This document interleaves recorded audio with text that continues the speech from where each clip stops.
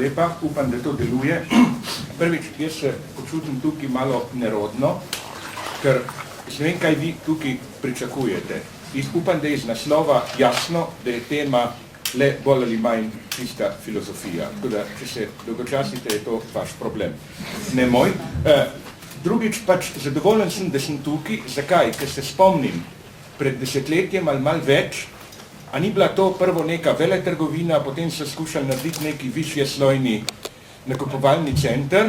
Skratka, to je najbrž edinstven primer, ponovadi se dogaja nasprotno, ne? Da rečejo, zaprimo kulturno ustanovo, pa ustanovimo nek shopping center, lepo je biti v prostoru, kjer so zadeve nasprotne. No, kot je bilo že rečeno, predavanje ne bo imelo nič opraviti s to knjigo, je pa mogoče primerno začeti s prigodami te knjige. Recimo z angleškim založnikom in zato se je za par mesecev zavlekla.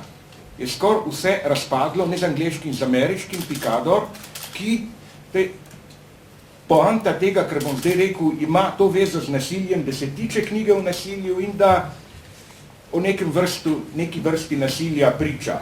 Koliko težave sem imel s to knjigo? Tukaj imate necenzurirano verzijo. V angleščini boste opazili, če se vam da, meni se ne da, primerjati neki razlik. Naprimer, nekje, se mi zdi na sredini, rečem, da je problem s Hitlerjem v tem, da ni bil dovolj nasilen. To je eksplodiralo v Ameriki, pri ameriškem založniku. Rekel je, kaj hoče s tem reči?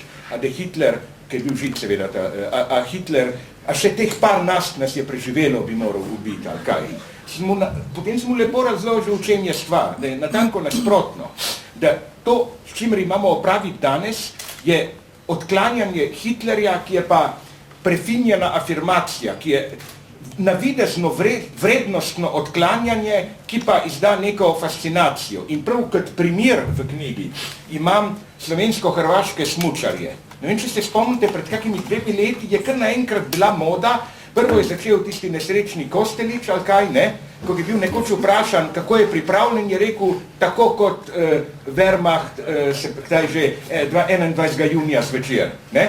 Potem je tudi, se ne spomnim kdo, naš trener nek, se mi zdi, je neko podobno imel. Skratka, potem v intervjuju so seveda vsi razložili, da oni to sploh niso mislili v tem, da so kakorkoli za Hitlera, samo kot primer pripravljenosti, ker je seveda smešno, ne? Kot da bi rekli, ne vem, moja reakcija bi bila, zakaj pa pol ne rečemo, pripravljen sem na ubijanje, tako kot recimo tiste famozne enote ozne poleti v tistih kočevskih jamah poleti 45. Ne? Pa reče, sej jaz obsojam komunistične zločine, samo kot primer in tako naprej. Seveda ne, primeri niso neutralni. Skratka, moja poanta je bila nasprotno, da tak način kritike Hitlerja je še premalo oster, da z neke dosledno leve pozicije je dejansko problem Hitlerja v tem, da je bil strahopetec. In dejansko, če berete novejše zgodovine Hitlerja, ta mit, lahko je bil zločinc, ampak predtem je že Hannah Arendt opozarjala, ta fascinacija vse in Hitler, da ga narediš nekega byronskega padlega angela, tako, ko bi rekel, je zloben, je pa demonska veličina v tem.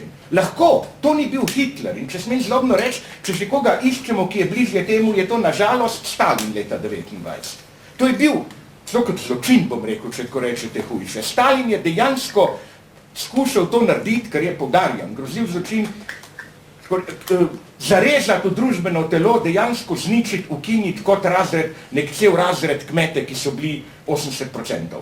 Nihče, Hitler, kje da se bi to upal? Kot novejše zgodovine kažejo, recimo, še v plemiče, tiste Junkerje, vse jih je pustil. Junkeri so imeli še aprila 1945 svoje sprejeme, ceremonijale. Hitler je bil popoln kompromisar na tej ravni. In to se mi zdi veliko bolj učinkovita kritika. Ne ga eksplicitno kritizirati, kako bi rekel, spodreži mu to, kar dejansko fascinira ljudi na njemu. Ampak, kot rečeno, to ni šlo. Po dolgih pogajanjih, potem sem rekel, v redu, tako daleč, kot jaz grem, da spustim ime Hitler. Ampak da rečem, brutalni voditelji, ki so pobili milijone. Tukaj je spet rekel urednik, ja, pa bojo vsi vedeli, da mislite Hitler. Tukaj pa jaz potem nisem popustil in je šlo naprej. To omenjam zakaj? Zato, ker je več takih primerov, zdaj sem opazil. Namreč uradno živimo v dobi, ki je popolnoma hedonistično permisivna. Kje? Jaz dejansko opažam, vam povem, dva primera cenzure. Prvi je ta. Pred par dnevi sem govoril v Parizu z nekim italijanskim novinarjem, vidnim od La Republike, ki je, noben levičarski, dobro, levi, ampak sredinsko levi dnevnik, in so tam mi je rekel, kako je napisal nek članek, neko objektivno poročilo samo, in je uporabil besedo kapitalizem. Pa ga je poklical urednik, pa je rekel, da ima neko čisto samo to lektorsko pripombo, nobene veze z vsebino, da ta beseda kapitalizem štrli ven nekako, da ni jasno ljudem, a bi lahko to zamenjal za ekonomija, ekonomska dejavnost, tako da bo ljudje to bolj razumeli. In pa gremo korak naprej. Zdaj snemali Sophie Fiennes, zdaj, se bo malo odložilo, drugi del Pervert's Guide to Ideology. Prvo je bil Channel 4 blazno ker so od nas zaslužili s Pervert's Guide to Cinema vse, naenkrat se je začelo vleči. Par mesecev ni bilo jasno kaj, začelo se je, vsi poznamo te birokratske postopke, vse je v redu, sam še na neko sejo, na tisti seji ni bilo gradiva, skratka neki se je vlekli, potem je ona končno zdaj dobila šefico in jo pritisnila ob zid. Je rekla, ja, tema nekako ne gre, ideologija, si tega danes ni več. Si tega je bilo konc leta 90, ljudje ne bojo razumeli, a bi lahko samo naslov spremenili, to ni vic, to je resen predlog. Je rekla, recimo kot Pervert's Guide to k današnjim duhovnim težnjam, ali kaj takega, tako da bojo ljudje bolj razumeli. In dejansko je možnost, da bo zaradi tega, pazite, zaradi te besede, cel projekt propadel. Na srečo, dobro. Sophie Fiennes ima brate, ki imajo denar in se bo uredilo, bo šlo. Ampak neverjetno je, koliko je na tej ravni teh neopaznih, tihih prepovedi, zamaskiranih kot, gre samo za vprašanje sloga, samo da bojo ljudje razumeli in tako naprej. To pa meni se zdi ta odlomk je v knjigi, to nas pa bliža tudi počasi tej temi.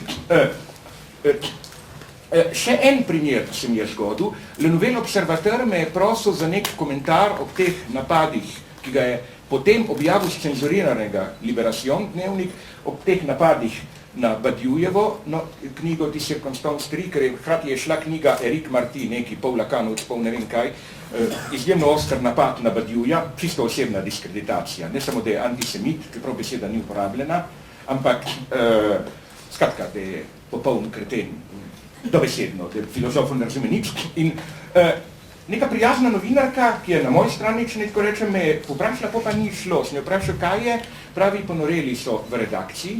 Zakaj? Zaradi spet ene besede. Tudi se vidi, kako važne so besede. Ni stvar v tem, se pove z drugim besedami isto. Beseda je bila sionistični antisemitizem. In mislim, da za to besedo se treba boriti danes. V kjermu pomenu?